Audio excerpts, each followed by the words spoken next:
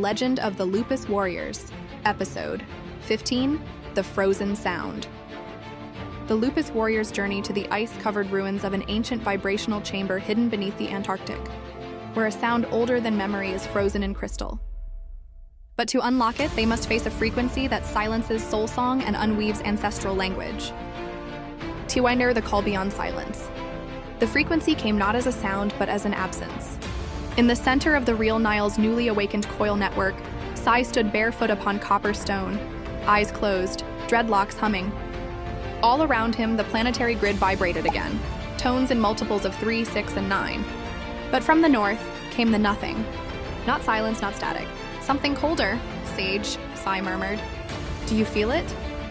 Sage approached, his robes gently whispering tones as he walked. He placed his hand on the coil and closed his eyes. No vibration, he said, a full suppression field. Legend stepped beside them, scrolls already unfolding. His skin flickered with script. An ancestral mute field, frozen language. Ancient! Senebi arrived, joined by Udai and Lakota.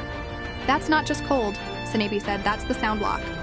They all turned north, where the frequency dropped below measurable thresholds.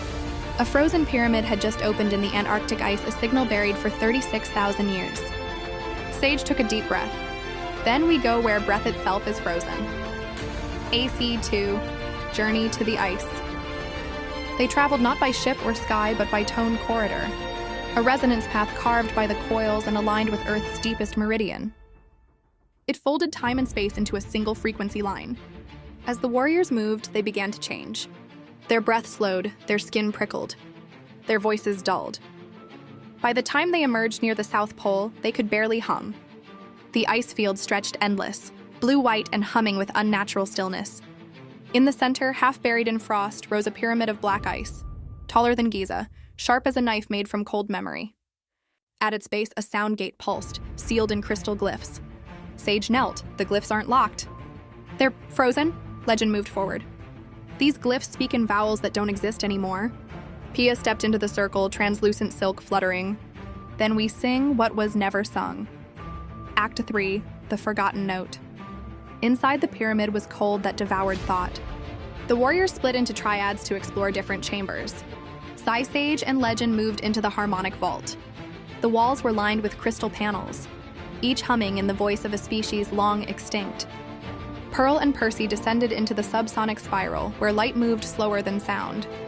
Time felt stretched, and they spoke in echoes that hadn't happened yet. Ulryka, Urban, and Lakota explored the memory glacier, where ancestral dreams were frozen into hexagonal mirrors.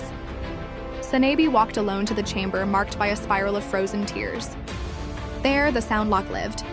A crystal suspended midair. Perfect. Silent, old as Earth's breath. As she approached, her heartbeat began to stutter. Words left her mind. Her name vanished. Only one word remained, Ma.